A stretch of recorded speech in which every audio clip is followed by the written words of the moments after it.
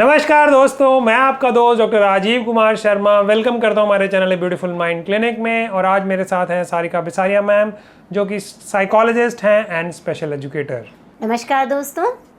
तो दोस्तों, ये ऑनलाइन का ज़माना आ गया है कोरोना की वजह से। थैंक्स टू कोरोना सब कुछ डिजिटल हो गया है। हमें भी ऐसी फीलिंग आती है जैसे हम भी आईटी प्रोफेशनल हो गए हैं, कि जो हमारी टीम मीटिंग्स यहाँ पे हफ्ते में एक बार हुआ करती थी वो गूगल डुओ पे होती हैं, जहाँ 10-12 लोग होते हैं। और पीछे तो हमने गूगल मीट सॉफ्टवेयर भी ट्राई किया, तो बड़ी इंटरेस्टिंग सी फीलिंग आ रही थी। और बच्चों को भी देखा ऑनलाइन क्लासेस लेते हुए। आज हम डिस्कस करेंगे एक इम्पॉर्टेंट बच्चे के बारे में, जिनके पेरेंट्स हमारे जानने वाले हैं, बट वो काफ़ी दूर रहते हैं दिल्ली से। तो वो काफ़ी महीनों से हमें कह रहे थे कि हम आएंगे और असेसमेंट कराएंगे और उसके बाद बच्चे को ज़रूरत है, बट डिस्टेंस की वजह से और टाइम की वजह से वो नहीं आ पा रहे थे। जैसे ही उन्हें हमसे भी पहले पता लगा कि गाइडलाइंस आ गई हैं, जब आप टेली मेडिसिन मतलब साइकियाट्रिस्ट भी देख सकता है फ़ोन पे और साइकोलॉजिस्ट भी देख सकता है फ़ोन पे, और असेसमेंट्स भी की जा सकती हैं जो सारिका मैम बेटर बताएंगी निम्हांस गाइडलाइंस के अकॉर्डिंगली। तो बच्चे को असेसमेंट की भी ज़रूरत थी और उसके बाद थेरेपी की भी ज़रूरत थी। तो बच्चे की असेसमेंट्स भी हो गई हैं और थेरेपी भी जो है वो स्टार्ट हो गई है। तो over to Sarika ma'am. Thank you sir. ये बात सही है कि वो हमें करीब 6 महीने पहले मिले थे। उन्होंने केस मुझसे पूरा डिस्कस किया था अपने बच्चे के बारे में कि मैम इस तरह से मेरी बच्ची की परेशानी है, और उनके भाई की बच्ची है वो। तो उन्होंने डिस्कस किया कि मैम हम आपको दिखाना चाहते हैं। मैं कहा ठीक है सर, आप दिल्ली लेकर आइए, क्योंकि उस समय तक कोई गाइडलाइन नहीं थी। तो हम ऑनलाइन, चाहे हमारे रिश्तेदार हों, चाहे हमारे फ्रेंड्स हों, चाहे हमारा अपने खुद का ही परिवार कोई ना, क्यों हम उन लोगों को नहीं देख सकते एज़ पर गाइडलाइन। तो ये हम अनएथिकल है और रूल्स के अगेंस्ट है। तो उस समय तक तो हम नहीं देख पाए, और वो भी नहीं आ पाए। कई बार उन्होंने कोशिश भी की, पर किसी कारण से बच्चे के कहीं उसके शेड्यूल एग्ज़ाम्स थे, कहीं कुछ था, तो वो नहीं पहुंच पाए। जब उन्हें मालूम पड़ा कि हाँ हम कर सकते हैं, तो ही कॉल्ड मी और डॉक्टर राजीव को कि सर हम आप बच्चे को दिखाना चाहते हैं। तो हमने कहा ठीक है। उससे पहले हम ऑलरेडी अपनी सेशंस कर ही रहे थे ऑनलाइन, और हमारे सर पेशेंट को ऑनलाइन देख ही रहे थे। मैं भी काउंसलिंग कर ही रही थी, मेरी अदर थेरेपिस्ट भी काउंसलिंग कर रहे थे। तो उसमें हमारे लिए था कि हाँ सर हम बिल्कुल आराम से कर सकते हैं बच्चे को। तो सबसे पहले मैंने बच्चे को देखा, फिर डॉक्टर राजीव ने देखा कि हाँ बच्चे की क्या समस्या है। और ये बता दूं दोस्तों, क्योंकि इस बच्चे का पहले भी एक असेसमेंट हो चुका था, और वो असेसमेंट हुआ था जब बच्चा 6 से 7 साल का था। तो उस समय की बेसलाइन भी हमारे पास थी, जो पेरेंट ने हमें अपने पेपर स्कैन करके भेज दिए थे। तो वहाँ हमें था कि हाँ बच्चे का हमें दोबारा से पूरा असेसमेंट करना होगा, क्योंकि बच्चा क्लास 10th में है इस समय, और उसकी ज़रूरत है। और काफ़ी व्यवहार में उसके जो सबसे ज़्यादा मेजर इशू था कि पढ़ाई अपनी एक समस्या है, और उसके बच्चे के अपने व्यवहार में भी बहुत परिवर्तन आ रहा है। तो ये हमारी जो क्लिनिकल साइकोलॉजिस्ट हैं, पहले उन्होंने उस बच्चे का IQ असेसमेंट किया, उसके बाद मैंने उसका एजुकेशन असेसमेंट किया, फिर प्लान किया गया कि ये बच्चे को हम सेशन दे सकते हैं। और हर प्रोसेस के सिस्टम में मेरे और भी वीडियोस होंगे जिसमें मैं आपको भी बताऊंगी कि एजुकेशन और IQ असेसमेंट कैसे किया जा सकता है। यहाँ मैं सिर्फ बच्चे को बता रही हूँ कि हमने क्या प्रोसेस किया। तो बच्चे की जब रिपोर्ट्स आ गई और बच्चे के हमें मालूम पड़ा कि हाँ बच्चे का जो करंट लेवल है वो ऐसा नहीं है कि बच्चा क्लास 10th में और 6-7 को बिलोंग करता हो। बच्चा आराम से अपनी 8-9 के आसपास का है, कि कुछ मेजर इश्यूज़ थे, जैसे उसका बताते हैं कि हम स्पेसिफिक लर्निंग में जब मैथ्स का इसको इश्यूज़ है, जिसको हम डिस्कैल्कुलिया कहते हैं, तो वो एक बच्चे का इशू निकल कर आया। दूसरा, उसमें बच्चे में कॉम्प्रिहेंशन के इश्यूज़ आए, राइटिंग के इश्यूज़ आए, कि वो लिखते तो सही पा रही थी लेकिन स्लो लिख रही थी।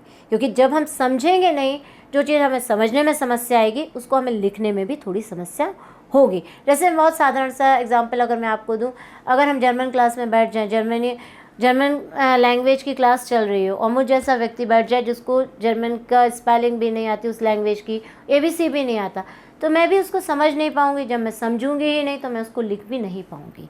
तो यही उस बच्चे की भी समस्या थी।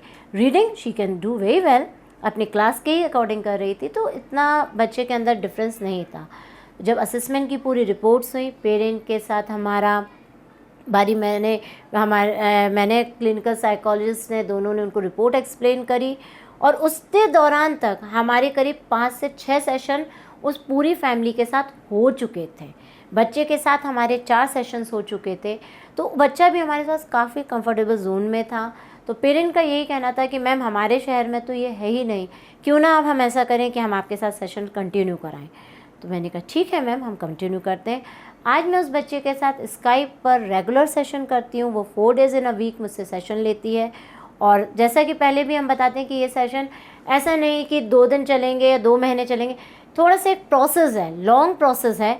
तो ये लगभग उस बच्चे के सेशन जो है वो 6 से 8 महीने हमारे साथ कंटिन्यू रहेंगे और ये ऑनलाइन ही रहेंगे।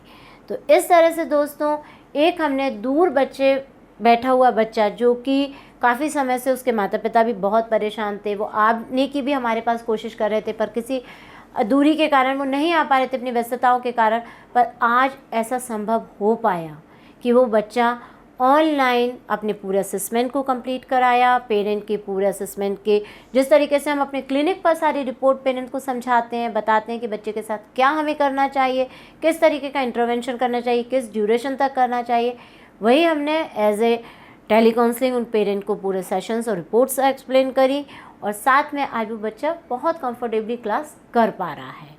तो दोस्तों, यही है हमारा इसका उद्देश्य, जिसको हम ऑनलाइन क्लासेस कह सकते हैं, कि आज हम इन स्पेशल बच्चे जो कहते हैं कि स्पेसिफिक लर्निंग डिसऑर्डर के बच्चे हैं, जो अपने अपने कुछ कुछ विषयों में थोड़े से पीछे हैं, ऐसा नहीं कि बिल्कुल ही कुछ नहीं है, कहीं उनके रुकावटें हैं, वहाँ वो आराम से दूर बैठे भी हमारी मदद के द्वारा जो हम अपना 100% क्लिनिक पे देते हैं, वही 100% हम उन बच्चों को ऑनलाइन भी देंगे, तो वो कर सकते हैं और अपनी कठिनाइयों को दूर कर सकते हैं। और बेस्ट पार्ट है, ये पेरेंट के साथ शुरू होगा। पहले तो जैसे बच्चे जो आते थे वहाँ हम थेरेपिस्ट को, फिर हम पेरेंट को गाइडलाइंस देते हैं, फिर बच्चे पेरेंट करते हैं, और उसमें भी बहुत परिवर्तन है। मेरे अन्य वीडियो में आप देख सकते हैं कि कैसे परिवर्तन जो बच्चे आते थे उनका भी हुआ, पर इस बच्चे की तो शुरुआत डे 1 से सेशन पेरेंट के साथ ही हुआ। तो हमारा एक रिटर्न आईपी बनती है जो मैं पेरेंट को हर वीक सेंड करती हूँ, बताती हूँ कि हम क्या शेड्यूल करेंगे। व्हाट्सएप के थ्रू हम उस बच्चे का होमवर्क देते हैं, उसको बोलते हैं कि बेटा आपने जो किया वो मुझे भेजिए। तो इस थ्रू चैनल से आज हम बच्चे की सही तरह से मदद कर पा रहे हैं। तो दोस्तों, बेसिकली ये है कि बदलते समय के साथ तो बदलना पड़ता है, और ख़ासकर ये देखा गया कि लॉकडाउन के दौरान बहुत सारे लोगों ने यूट्यूब की कंजम्पशन बढ़ा दी, इंटरटेनमेंट के रूप में भी और जानकारी इकट्ठा करने के रूप में भी। और उन माँ बाप ने भी जिनको लगता था कि हमारे बच्चे में कोई समस्या है और उसका हम समाधान चाहते हैं, तो वो समय की वजह से या पैसों की वजह से इतनी दूर नहीं जा सकते थे, और जाते भी थे तो एक बार असेसमेंट कराई और उसके बाद फर्दर उसको मैनेज नहीं किया जा पाता, क्योंकि उनके एरिया में वो थेरेपीज़ अवेलेबल नहीं है या डिस्टेंस इतना ज़्यादा है कि वो रेगुलरली हफ्ते में 2 या 3 बार नहीं दिखा सकते। बट अब वीडियो कॉलिंग के थ्रू और डिफरेंट ऐप्स के थ्रू जो है वो पॉसिबल है, इवन व्हाट्सएप के थ्रू या स्काइप के थ्रू या गूगल डुओ के थ्रू ये पॉसिबल है कि आप अपने बच्चों के सेशन जो है वो थेरेपिस्ट के साथ ले सकते हैं, चाहे वो स्पेशल एजुकेटर हो, चाहे स्पीच थेरेपी हो, चाहे ऑक्यूपेशनल थेरेपी हो, या इवन आपको कोई साइकेट्रिक या साइकोलॉजिकल असेसमेंट करानी हो, तो वो प्रैक्टिकली पॉसिबल है। और इस समय का हमें फ़ायदा ज़रूर उठाना चाहिए। उसका मेन कारण ये है कि बच्चों के स्कूल ज़्यादातर के अभी बंद हैं, आने वाले 2 महीने में खुलेंगे या उससे ज़्यादा कोई कह नहीं सकता, उसके बाद दोबारा कोई दिक्कत ना आए। तो ये जो समय है ये बिल्कुल खाली है और इस समय का सही इस्तेमाल करना चाहिए, ताकि जब वो एक्चुअली क्लास में फ़िज़िकली जाएँ तो वो ऑलरेडी अपनी प्रॉब्लम्स को सॉल्व कर चुके हों। क्योंकि कई बार क्या हो सकता है कि कुछ पेरेंट्स थोड़े एंग्शियस हो जाएंगे कि इस टाइम का इस्तेमाल हो सके, और कुछ थोड़े लेड बैक या रिलैक्स भी हो जाएंगे कि अब तो क्लास में जाना ही नहीं है, टीचर से कोई शिकायत आती नहीं है, कोई कंप्लेंट है नहीं, तो कोई दिक्कत नहीं है। इसका मतलब ये नहीं है कि दिक्कत बाद में नहीं आएगी। तो इसलिए ये इम्पॉर्टेंट है कि जितना जल्दी इसका हल निकाल लिया जाए। बच्चा चाहे 6 साल का हो, चाहे वो 12 साल का हो या 15 साल का हो, जैसा कि इस पर्टिकुलर केस में था, उन सब की ही मदद की जा सकती है उनकी ज़रूरत के हिसाब से। तो दोस्तों, आज के लिए इतना ही, धन्यवाद। और अगर आपको वीडियो पसंद आया है तो आप इसे लाइक कर सकते हैं, शेयर कर सकते हैं, अपने एक्सपीरियंस को कमेंट बिलो कर सकते हैं, बेल आइकन को हिट कर सकते हैं, और हमारे चैनल को सब्सक्राइब कर सकते हैं ताकि हमारे अपलोड करते ही आपको वीडियोस मिल जाए। धन्यवाद।